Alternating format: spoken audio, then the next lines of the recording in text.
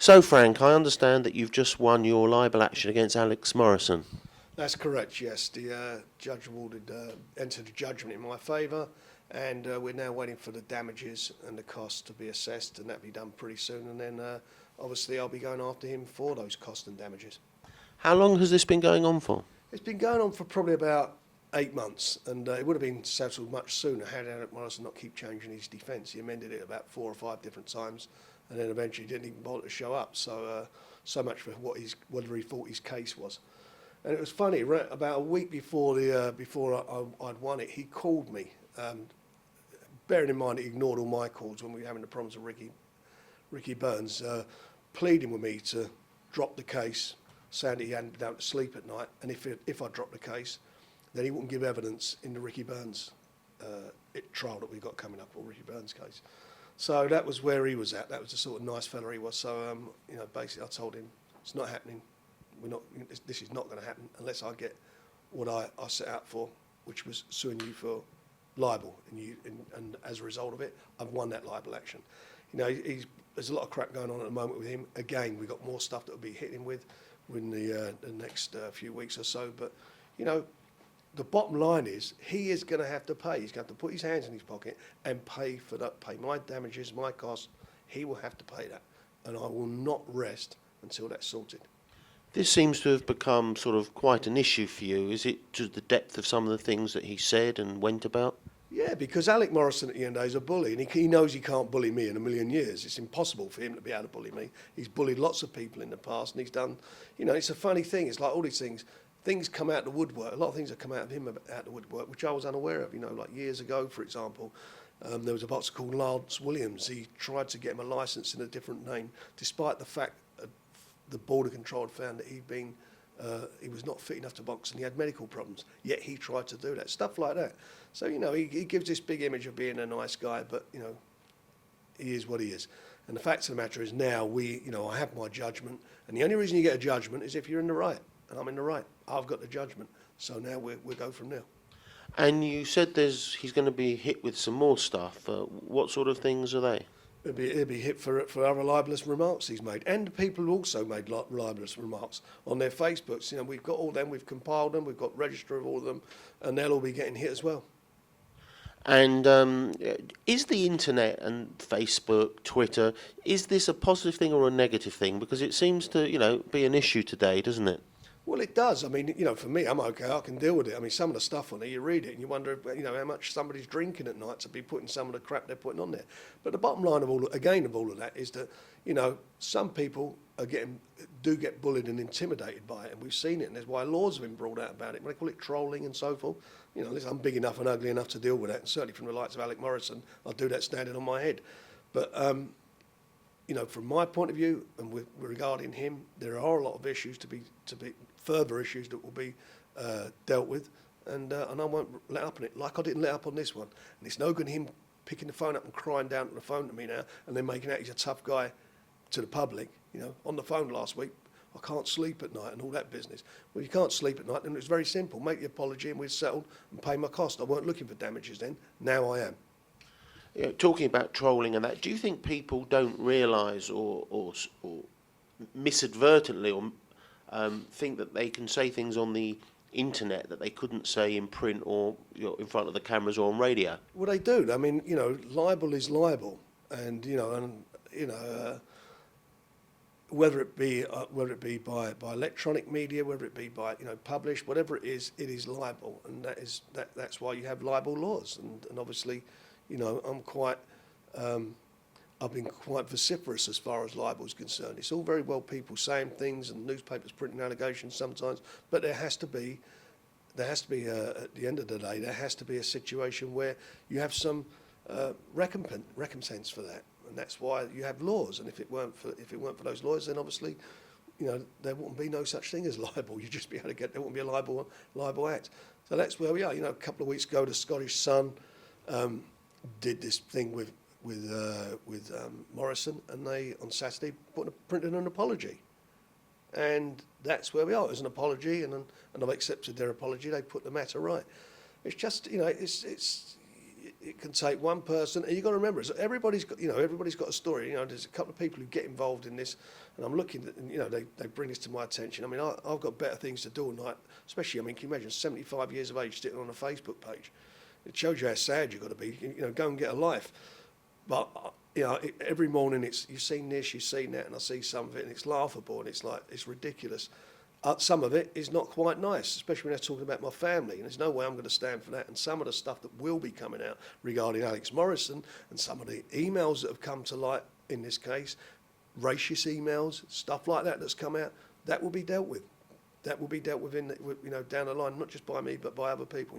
Alex Morrison has got a lot of stuff's going to be hitting him regarding that, and he's going to have to deal with it. He's very. He acts so self-righteous. Well, let's see, when he talks, and you've seen these things, you've seen these emails. What do you think of them? Well, I have to say, I'm embarrassed by them. Yeah. Obviously they're offensive, but they're embarrassing. Yeah. It's sensational. So it's all very well saying all about what he's going to show and whatever. I'm not going to get into tit for tat. Whatever I've written to anybody, whatever I put into a letter, I put it into a letter for a reason. And I stand by whatever I've written to somebody, and that's the end of that. But this stuff, which has come to light, which I've never seen before, which I've looked at, is it's pretty appalling. When do you think, as you just indicated there, Frank, you said to me that you've seen some of this stuff, and I know you're keen to let the public and the world at large see some of this stuff. When do you think they'll be able to, this material will be in the public domain? It will be quite soon, and it won't just be in the public domain. It'll have to be dealt with appropriately, and it will be dealt with appropriately. You keep holding smoking guns at people's head. Once you pull that trigger, you pull the trigger, and that's it. Mine's not a smoking gun. Mine's a fact. You've seen it. It is what it is. And at the end of the day, if you're saying things like that, then you can only wind up in one position. Okay, moving on, Frank. I think this is a fairly big weekend this weekend because we have a show at the Copper Box, but I understand that it's also Box Nation's first HD show. Yeah, I'm really delighted about that. We've launched another channel, and that's on the Sky platform. I think it's 449, and Derek's fight and Tyson and all the other guys on the undercard, they'll all be shown in HD for the first time. So for the channel, it's showing that we're growing. It's showing that we're here to stay. And we now got 2 channels up, so the subscribers will be able to watch all the fights in HD and all the future fights in HD, and we'll be start transmitting some small shows and some content on HD over the next few months. So they'll be advised of that via the channel. But I'm really pleased for that. So it's a great step up for us, and it's great for the game. Well, it's a bold move, and it also sort of says a lot to the channel's detractors that not only you're here to stay, but you're moving ahead. Well, I don't understand, whether I'm here, the channel's here to stay. Channel's great. If you're a boxing fan, how can you not like it? If you don't like me, that's your choice. But it's not all my content on the channel. It's not all what I do. The channel is there for the enjoyment of people who pay to watch it. And you've got a choice. You pay for it or you don't pay for it. You don't want to watch it, then don't pay for it. If you want to see it, you pay for it. That's what's called democracy. And it's the most honest form of TV, most honest form of boxing. And the fact we're going HD, the fact we've got a lot of things happening, we've got some big fights happening that we'll be announcing in the next month, shows that there is a great market and that the majority of boxing fans like what the channel's doing.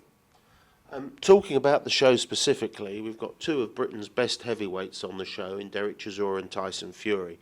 How is that shaping up, and how do you think that's all going to work out? And how confident are you that down the line you're going to make that major stadium fight in the summer? Well, we always tempt fate, and the fact is we're in the publicity business, so you're talking about getting Tyson Fury and Derek Chisora, getting both of those guys on, which is a great fight for the fans. And what I'm trying not to do is overlook what's happening on Saturday night. Derek's got a tough fight. Johnson's a tough guy. He's very, very durable, and Derek can't afford to look past him. He can't take his eye off the ball, and it's got to be a good performance. I want him to come through well. I want Tyson Fury to come through. He's fighting another Yank in Abel, and the fella can bang. I think he's 28 wins. He's knocked roughly 26 of them out. He's got some losses. He's the type of opponent that I feel that Tyson Fury should be boxing at the moment because he's been out for nearly a year. He's only had one fight in a year. So they both come through. Then Derek Chisora against Tyson Fury is a natural match. It's a great heavyweight fight, not just for this country, I think, for world boxing. It's a competitive fight. It's a more competitive fight than Vladimir Klitschko fighting Lepek, or whatever his name is, the Australian guy. It's a far more competitive fight. It's probably the most competitive fight out there. You know, I look at Deontay Wilder, who's very exciting, you know, crash and bash him, knocks him over. Not seen him in with what I feel an opponent of real good quality. He's fighting a guy that Derek fought last time out fairly soon in Malik Scott. So you've got to give it to our guys. They're fighting, you know, they're in front at the moment. So these two come through, get those two in the ring together early springs, and I'll be delighted. And I think the fans will, because it is a cracking fight. Yeah, I suppose looking at particularly at Joey Abel, I mean, everyone knows Kevin Kingpin Johnson, but looking at Joey Abel, you know, of his 29 wins, 28 of them are by stoppage. Yeah, listen, I'm not selling him as being the greatest heavyweight in the world, and I'm not for 1 minute suggesting that. If Tyson Fury can't beat him, then he don't deserve to fight Derek Chisora. Simple as that. But you know, the guy's got a good record. He's got a decent record, and hopefully he'll come to fight. But at the end of the day, what this is all about, this show, is these guys coming through, hopefully safely, having good wins, spectacular wins, I hope, and then getting it on with each other. That's what the game plan is. Talking about the rest of the card, you have Frank Buglioni on the card. Great ticket seller, great attraction. You know, how's he shaping up? I've got to tell you, his last fight, I thought he looked really, really well. I mean, he got himself together. He boxed intelligently. He fought a guy who I thought was, you know, strong, tough. Come to fight. He didn't come to lay on the floor. He come to give him a fight. And he, you know, Frank obviously going into that fight was favourite. But I like what he did. I like the way he's kept his composure, the way he worked. I like the fact he looked for his openings, picks his shots, worked, you know, downstairs, worked to the head, and eventually stopped the guy with, I thought, with a fabulous body shot. It was a really, really good shot that he caught him with. And he showed a lot of maturity in that. So if he can continue to do that, you know, by the end of the year, I think he'll be in with, you know, in the mix-up for a big title fight over here. And of course, you've got Bradley Skeet on the card. Bradley's done again. He's a really nice kid. He's got a big following like Frank Buglioni. They both sell lots of tickets. You know, he's for me. He's one of those guys. I mean, it's funny. You look at him. He's not. You look at his record. He's not such a big puncher. And yet, I think it was last year. I can't remember who he fought. He flattened this guy in one round. He caught him punch perfect, and it was a fabulous win. I've just felt, you know, another fight, the confidence to build, and then he'll fight for the vacant title. If, you know, Frankie Gavin gets his, you know, defends his title again, I think he'll either fight Bradley Skeet or he'll vacate it and then let Bradley have a shot at it. And then we've got Steve Collins Jr. Yeah. on the show. I'm pleased, actually. I've signed Steve Collins Jr. Steve Collins, who I promoted years ago, I was really highly delighted with the fact that Steve brought his boy to me. That shows that he obviously must have been happy the way he was looked after when he was working with me, so I'm delighted about that. Same thing as Paul Hodgkinson, his son. I've just signed his son. So I'm delighted with that as well. You know, they're guys who've worked with me over the years, so for them to come back to me shows that they felt that they were in good hands at the time, so that's good news. But as regarding Steve, Steve's boy, he plays for plays rugby, professional rugby. He's a big lad, cruiserweight. He's very solid. He's got a long way to go yet, but he's looked good in his last few fights. I think he looks a little bit wooden to start with, but he's relaxing now. And you know, fingers crossed, if he can do half of what his old man did, then you know, we won't complain. Exactly. I don't know if this is right, but am I told he's a professional rugby player? Yeah, he plays for Roslyn Park. He played rugby professionally, but felt that he'd prefer to do boxing. Moving on to other things, the perennial issue with the British Boxing Board of Control and this all these other federations coming into the UK. We've spoken about this before, Frank, but it seems to be gathering a pace, and the board seem to be taking their time on coming to a decision about it. Where do you think this actually is going to end up? Well, I think the problem is, you know, the British Boxing Board of Control overall do a great job. The one thing that they are slow doing is making decisions, which is very frustrating for licence holders. It may be frustrating for them, I don't know, And maybe they need to look at what are they, what is their role in the sport? Are they administrators of the sport? Are they going to determine how the sport's going to be run? Besides appointing officials and the medical side of it, are they actually going to be the court that decides on disputes between licence holders and what the licence holders are allowed to do? And they have to come down and send the message out what it is, where they are, not keep letting things drag on. Now, as you say, I understand there's a hearing going on regarding various different associations that have sanctioned bouts that have taken place, or promotions that have taken place in the country, and that's why these guys are up before the board. Was it a couple of years ago or 18 months ago, I did a show with Derek Chisora and David Hay. At that time, excuse me, David Hay was not a British Boxing Board of Control licence holder, and nor was Derek Chisora. They withdrew his licence. All this nonsense about they suspended him and he was under suspension. That never happened. Neither of them were licence holders. And what I did was I asked the question, so Derek Chisora, if he gets licensed by another governing body, not a problem. And they said yes. So what we did was within the law and within the regulations. Luxembourg at that time were a member of the EBU, European Boxing Union. They were members of the WBO and the WBA, and in fact the WBO and WBA sanctioned two of the fights that were on the card because they were for their intercontinental titles. So that happened, and am I happy about that? Really, not really. But I'm Derek Chisora's manager. I felt Derek Chisora done a lot of stupid things, but I felt it was mishandled by the Board of Control. I felt personally they could have dealt with it another way, but they at the end of the day, it was their decision. And as I say, we work within the law. There are lots of unlicensed shows that take place in this country on a weekly basis that, I don't know what they may be medically supervised correctly. I've got no idea. Boxers may have, or the fighters on there may have medicals. I don't know. There's white collar boxing. Nobody looks at that. It's, unlicensed boxing. It's a dirty term. And unlicensed boxing makes you think of club doorman and all that sort of thing. If you're a white collar fighter and you work as a solicitor or a barrister, it's okay. The brain doesn't determine who it's what the punch is coming from. What needs to be ensured more than anything is that there is proper medical supervision there. What's happening before the board? I think it's Malta. Is it another German federation and so forth? Right. The Board of Control really, in my opinion, you say you want to belong to our club or you don't want to belong to our club. You want to belong to the German Boxing Federation, belong to that club. If you want to belong to the Maltese Federation, you can belong to that club. But their regulations state that any fight that takes place, it has to be sanctioned by a governing body they recognise. Now, as far as I understand, they've recognised these German boxing boards, because I think they've got 2 or 3 in Germany, as far as I understand. They've recognised them. I don't know if they recognise the Maltese Boxing Federation. I'm not sure whether they're part of Europe, EBU, and I'm not sure whether they are or they're not.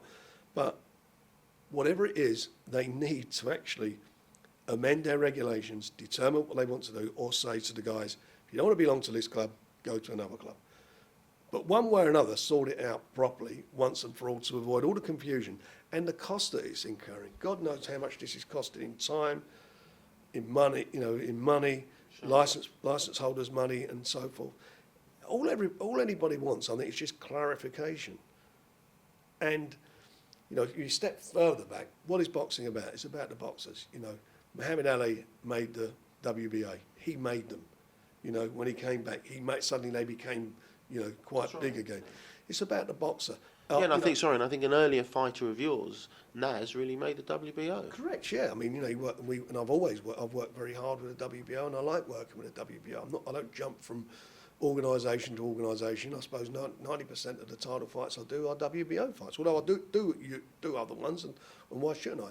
But the fact of the matter is that if they're top line fighters, they're going to box under the British Boxing Board of Control, unless something dramatic happens like that with Chisora and Hay. Other than that, you're talking about, with the greatest respect, these fights that are taking place, I think they're the lower division type of fighters, and that's no disrespect for them. Everything, we've got Southern League football, we've got Premiership football, that's how things work. But they all pay the same licence fee. They all need to be treated equally. There's no doubt about that. But the board need to determine what the situation is. I think something you've said before to me, which I think is sort of the underlying fear that people involved in boxing and who are fans of the sport have, is that if a boxer was to get badly damaged in a boxing tournament, it's not going to matter whether he was in white collar, amateur, border control, Maltese, it will be boxing. It's exactly right. I mean, I think I also made the analogy the last time we spoke. Sometimes you read in the newspaper, boxers have been sentenced for, assault or murder or whatever it may be. And you read it, and actually the guy isn't a professional boxer, and he might have had 2 amateur fights, but they label him as a boxer because it sounds a good headline to do that. And I think that's what you say. God forbid any of these guys did get badly hurt, then boxing in general will be tarnished. And that's why I think that, everybody has to, think the most, which is paramount to all of this is the boxer's health. That's the most important thing. You can't have guys like Alex Morrison did, and I mentioned it again with Lance Williams those years ago, banned from boxing because there was a problem with his brain scan. So then put him under a different name, take him to a different area and make out he's another boxer. I mean, this is dangerous. This affects, not the most important thing, it affects the guy who, some people will fight whatever happens. That's why they go to unlicensed boxing. Danny Williams, licensed. He's not licensed by the Boxing Board of Trade. He goes around Europe fighting. I love Danny. He's a nice guy. Should he be fighting? No, he shouldn't. I don't think he should. But it's his choice. He knows what the implications are. But he shouldn't be doing it. Nobody should be encouraging him to do it. But to change somebody's name and taking them elsewhere, things like this happen. And what will happen at the end of the day, the sport that we all, whatever our differences are as promoters or managers or whatever it may be, as a sport, no one wants to see anybody get badly injured, and certainly nobody should be helping a boxer cheat that system to do that. So, we do need a boxing board of control. We need a strong boxing board of control, but the licence holders need some absolute clarification what as far as the board of control they will allow and what they won't allow. And if you want to belong to the Boxing Board of Control, you want to belong to that club, then you've got to work within to change the regulations if you feel you're not happy with something. If you don't want to belong, then hit the road. We've talked a lot about the challenges and the issues within the sport, but sometimes we don't consider the challenges coming from outside of the sport. So, and what I mean by that is, bizarrely, some would say boxing's very popular at the moment. The amateur clubs are full. A lot of fans of the sport think we have better boxers right now than we've had for years and years. There's more fights going on in the UK under the Board of Control, let alone the unlicensed and the other circuits that we're discussing, than they've been for years. So in many respects, the sport is very healthy. One can look at broadcast and say we're not getting as much broadcast as we would hope, or as much column inches in the press that we would like. But that aside, the challenge from the mixed martial arts circuit, the cage fighting circuit, other sports altogether. I mean, we look at UFC and we see that they're growing. Do you think that faces a challenge, and do you think we can learn anything from those players? I think if you can't, everybody should be able to learn every day. Hopefully you learn something. No one knows everything. If you do, you're a fool. UFC is a tremendous has been a tremendous marketing success. There's no doubt about that. And they've got a tremendous marketing budget because, for whatever reason, they won't pay the money that, say, Floyd Mayweather would get, or, Vladimir Klitschko would get to one of their top cage fighters. So they have that budget, and they really do a fabulous job. Dana White has done an amazing job. But they're two different sports, two different disciplines, and I think they've actually got two different sets of fans. Was it a couple of years ago? I think they went for the first time head-to-head in the States with the Floyd Mayweather show, and the Floyd Mayweather show did over 1 million buys, and they didn't announce the UFC because apparently it done like a couple of 100,000. So, who wants to have two pay-per-view events running on the same night anyway? It's this crazy stuff. Somebody will lose out on that.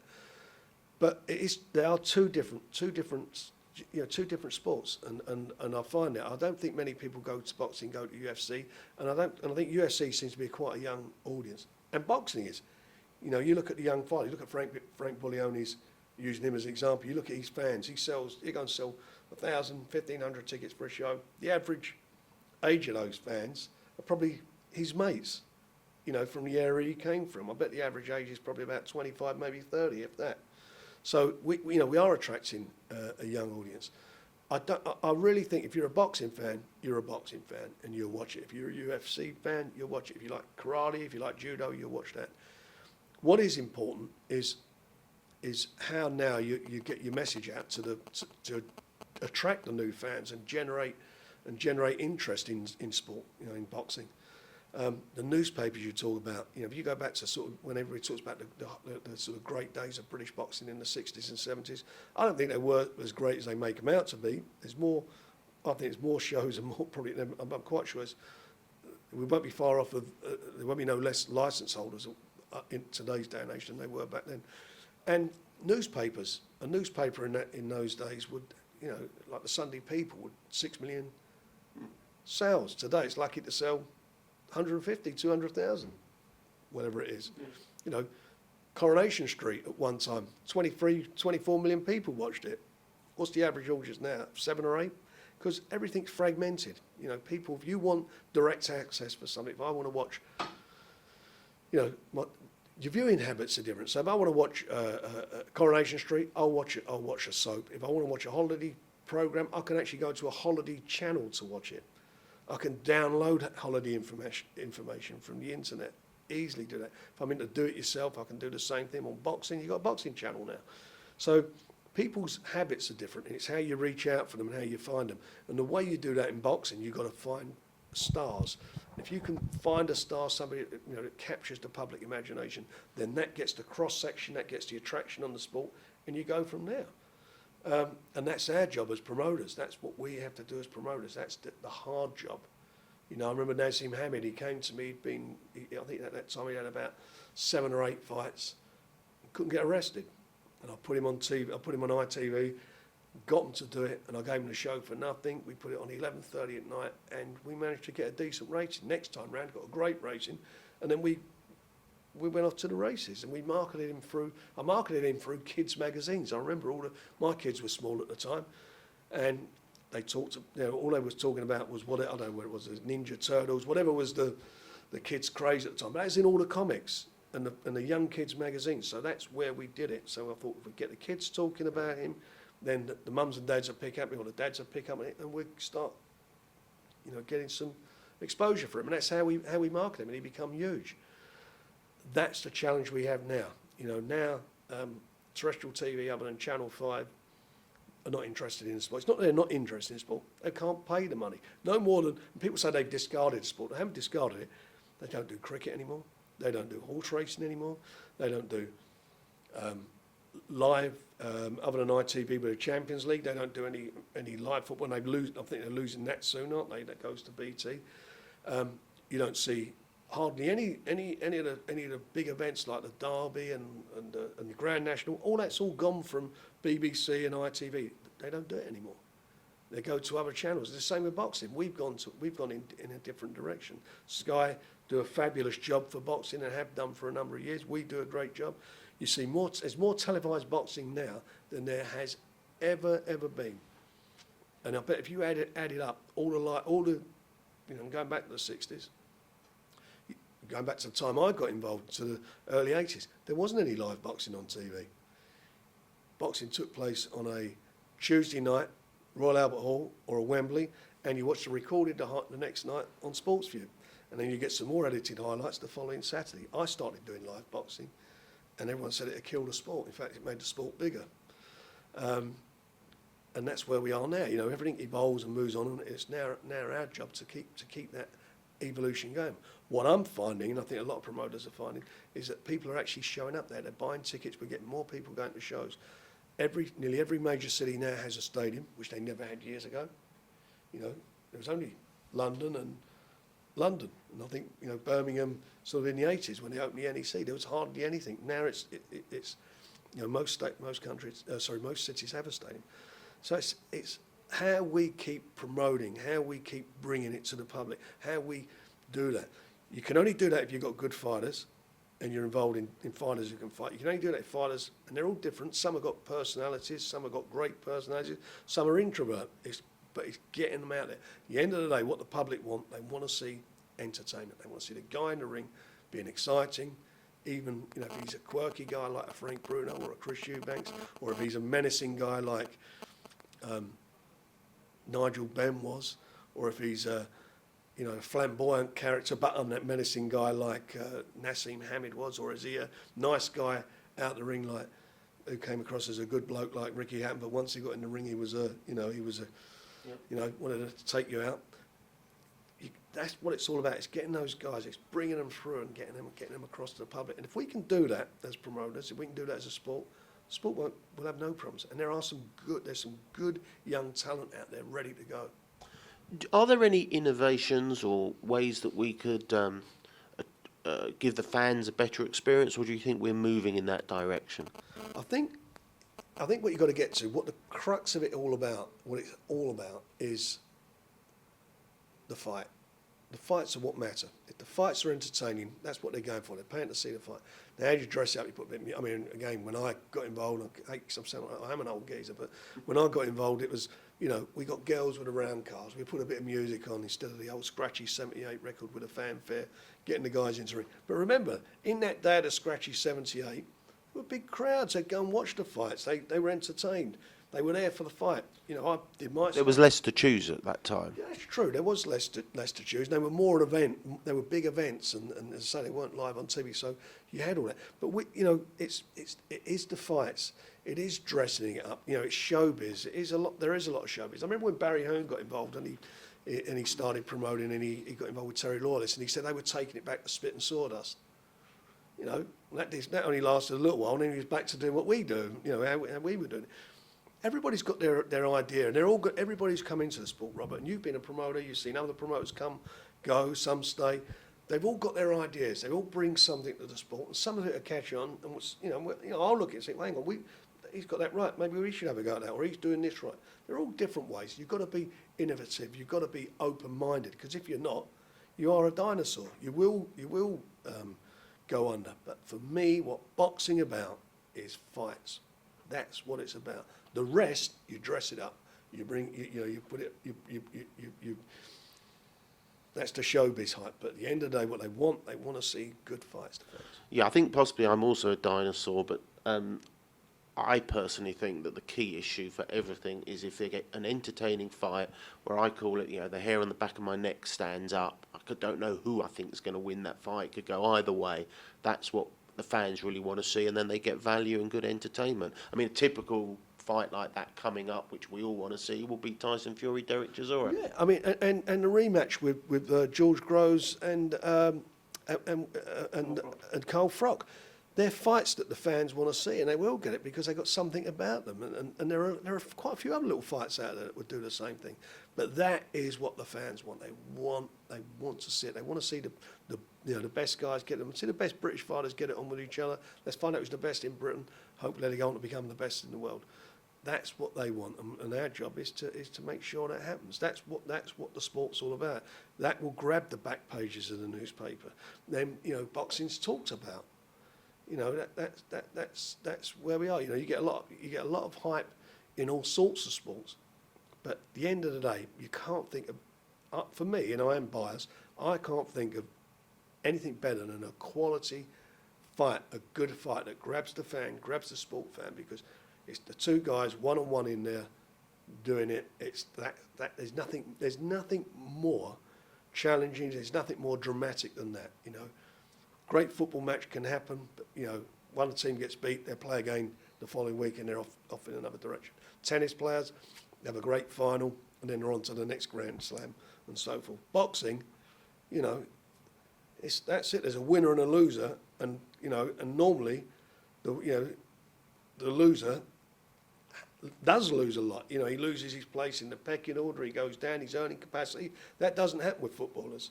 Doesn't happen with, you know, with most other sports. No, I remember actually on that front, some years ago you promoted with Jim Evans, you promoted a fighter of Jim Evans called Jeff McCreesh, and he was fighting for very good British money, very good money for his British titles, and he lost. He went up a level to, I think, European or world class, got beaten, and was almost back at journeyman money. Yeah. And that's what can happen in boxing. You know, it's it's unfortunate in some ways because, you know, the guys put so much into it, but that is what it is. It's about success. It's about being a winner. Boxing is about winners. And, you know, you can, of course, you can lose fights. I mean, Derek Chisora is a prime example. Lost fights, came back, got his act together. You know, we worked hard on it, and he's back in the game. Danny Williams, he was a loser, and suddenly he's knocking out Mike Tyson and getting a big payday against Klitschko. All those things can happen. You can make them happen for fighters, and, you know, it's making sure that you stay with your guy, you know, that you keep working with them if you can. There are others that you think, hang on a minute, you're never going to make it, mate, so we'll do what we can, or maybe you might be better served going elsewhere. That happens, but it is a sport that, you know, that you know, it's gladiatorial, it's combative, and at the end of the day, everyone wants to see that happen, want to see the winner, and, you know, the winner in a great fight, and the loser sometimes, but the winner in a great fight is always remembered. Do you think talking about our sport, and we're, I think, going into some good detail for the fans on this today, but do you think the proliferation of titles and championships takes something away from the sport? In some ways it does, but in other ways I think the fans know that Floyd Mayweather's the best fighter in the world. Whether somebody else in these divisions got a version of the belt, they know he's the best. They know that Vladimir Klitschko is the best. And there are quite a few divisions that you can look at and say the same thing. The reason all these different belts came into being is because of television. They say it's the promoters. It wasn't. I mean, I started out, I can remember early days ITV. I can remember putting 10-round fights on. Joe Bugner in a 10-rounder. And it, in a good 10-rounder, you know, you'd watch it. But then it was, well, we need a title fight. So you get a title fight. Then you're hunting round. Then an organisation will come up with reasons, you know, for a new belt, and so it's been. I do quite a few intercontinental fights.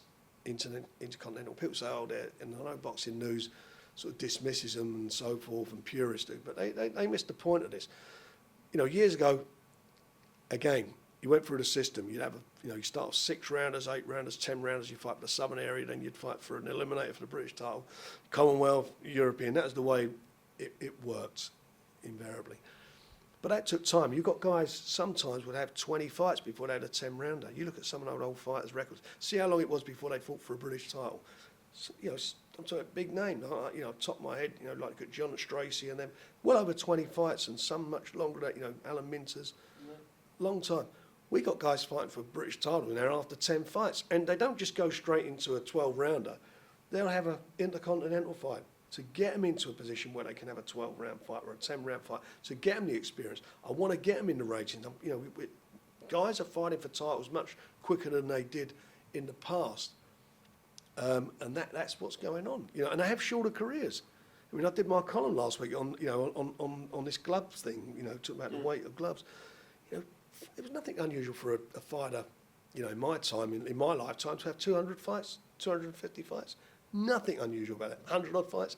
How many fighters do that now? Their career maybe 40 fights, 45 fights, and they're done. It's strange, and it's funny you say this because, you know, I still manage and promote a little. And, you know, I've got a fighter who's 9-1, very talented little kid, and we're thinking, well, now's the time for a title. Whereas when I started learning the game, which, you know, in comparison to you, I was a real late starter and don't have nearly the knowledge that you have. But what I do know about the game, I learnt from Jim Evans, who's a good old boy, and he taught me a lot. And, you know, we never thought, in those days, you didn't start thinking about titles till they'd had 20 fights. Exactly. I mean, you know, I can think of lots of fighters didn't have, but now you're doing it. You know, flyweights were different because there weren't a lot of flyweights. Charlie Magri won the British title after I think about three fights, whatever it was. But there were no flyweights, and that was, you know, not a lot of competitive fights from in the UK. But there are, you know, now they're out there, they're fighting. They're I mean, Frank Buglioni, what's he now? He's had 11 fights. I think he's on his third or fourth 12-rounder. 11 fights, 8 stops. I think he's on his third or fourth 12-rounder. Yeah. It's amazing. But it shows you the fitness level, shows you how they're moving. It's a funny thing, boxing. You look at it, you know, look at other sports. People run faster, jump higher. You know, footballers kick the ball harder, but then all the dynamics of the sports have changed. You know, the pitches are different, the balls are lighter, the fitness level, the way they look, you know, their bodies and so forth. And boxing, has it gone? Is it gone backwards? Has it gone forwards? I'm not sure. It's the one sport I look at it and I think, you know, Maybe it's gone sideways. or maybe it has gone sideways. But the one thing that you can look at, where you can determine, as we we're just saying, that the fighters are fighting for titles much more earlier in their careers than they would have ever dreamed of doing. You know, I think Derek fought for the British title in about his 10th fight, if I remember rightly. One last question before we round off today. Bob Arum, Top Rank, took boxing into Asia, been doing some shows in Macau. Do you see any big new territories, big new openings in the world of boxing to move our sport forward? Well, I think it is opening. I mean, Bob's an innovator. I mean, he got really, in the States, got into the Hispanic market. He's done a fabulous job there, and he's gone up, as you say, into Macau now. And he's developing a market there. And, I mean, the last couple of shows I've seen, it's been absolutely sold out. Fabulous job. And, and Bob's a really an astute and what I call old school promoter, but he knows what he's doing. Are there other territories? I mean, obviously Eastern Europe, it's happening. There have been a lot of territories, open up in the last 10, 15 years. You look at what's going on. I'll give you an example in Kazakhstan. Very done great job in the Olympics. Won quite a few titles. Good fighters. They've opened an academy there. I think they spent sort of $15 or $20 million on an academy there for boxing. That's going to be a market. All those sort of former Soviet states, all the Eastern European, they are all big potential markets where all the good fighters are coming from. A lot of good fighters coming from those areas. What's going to happen now with the fact that they're throwing away the head guards now, getting rid of the computer scoring. Well, they say they are. Well, if they're going to do that, I hope they do, because I think that gets the personality of the boxer across as well. You can see the guy rather than a blue head guard or a red one. But if they're doing all these things, I think that's really good, especially the computer scoring. So I really do not like that. Fine, we have human error, but I'd much rather that than some of these computer things that you watch. Just on that, I mean, we're talking about AIBA, and they've made their own forays into the World Series of boxing. They're trying to do a professional form of boxing. But my biggest concern, and I think a lot of the sort of the purist concern, is we're also in favour of, as a fan, taking away the head guards. But the concern is they're still not doing brain scans for their boxers, as I understand it. And I think that's a major concern if they are going to remove the guards, although there is a school of thought that says the guards don't actually help protect that. Well, I think they should have the brain scans irrespective of whether they wear head guards or not. And you surprised me when you say they're not having them in head guards. The head guard for me head guards were all about boxers wearing them to stop them getting cut. It wasn't about protecting the brain. It presents a bigger target to hit. It restricts, in some cases, the vision, depending on the type of head guard they got on. And more importantly, if you are getting hit in the head, there's more momentum because of the weight of the head guard, so it's, that can work against you. I obviously, with guys are preparing, certainly professionals for fights, you want them wearing head guards. That's what it's all about. We don't know unnecessary cuts. But getting back to, the AIBA thing, I don't know what's going to happen there. I know they're doing their own thing. Are we going to get another breakaway organisation? Are they going to? And I know they've got a lot of backing. Are they going to snap up the next bunch of Olympians? What's going to happen? Is it going to become a monopoly if it is successful? Nobody knows. Nobody knows. But one thing's for sure: they won't be able to fight for. Will they be fighting for any of the four organisations' titles? Will they fight for the British title? European title. How's this all going to work? And is it more confusion? I'm not sure how. They did try and snap up some of the last crop of Olympians, including Lomachenko, and that didn't work well because he's now, they're talking about him fighting for a world title in about 4 fights. I think he is, and he's an unbelievable fighter, unbelievable amateur. There's no doubt about that, and obviously there's a lot of faith in him becoming a world champion very quickly. They are going to do all these things. Or they say they're doing these things. Is it going to? Will that take over from the Olympic Games? I mean, everything gets so fragmented. It's yet another fragmentation of the sport. Yet another direction it goes in, and you can't blame the promoters. This time, we can't be blamed for that. Just going back to talking about new territories, there's a lot of talk about the Middle East. And I think every major promoter and I think every minor promoter has spoken to people there about doing great shows. But apart from some very small ones, nothing ever seems to happen there. Well, I find it, I've promoted two high-profile Muslim boxers, Nassim Hamid and Amir Khan. And I had numerous early days with Naz. Every other week, somebody knew the Sheikh, somebody knew this one, knew that one, and they want to put the fight on, and there's trillions to be made and whatever. And obviously you're interested and you think it's real. But nothing came to fruition. And in the end, I used to say, I don't want to have a meeting with whoever this guy is. Can we actually see some money in the bank, first of all? Because it was somebody who knew somebody who knew somebody.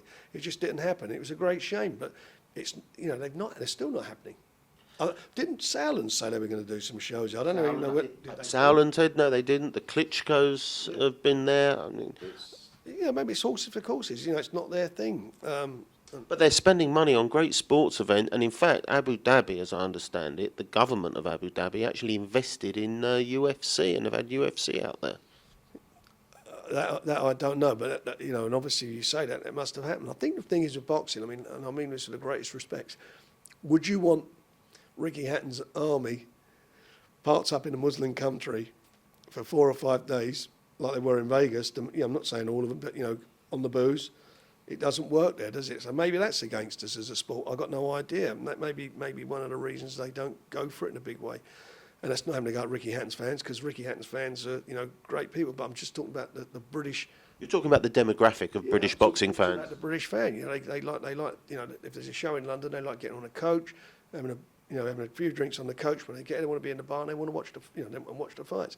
And when they're travelling, if you're travelling because of the innovation of direct flights to Vegas, suddenly you've got this mass, exodus from this country of boxing fans going there, and having fun, enjoying themselves. But you couldn't do that in a Muslim country, could you? Time will tell. Well, that's true. Yeah. But I mean, you're not going to, that you don't see. So how does it work? Do they want the prestigious event? For me, they didn't do it with Naz. They didn't do it with Amir Khan, and we had some serious talks over that. It just didn't happen.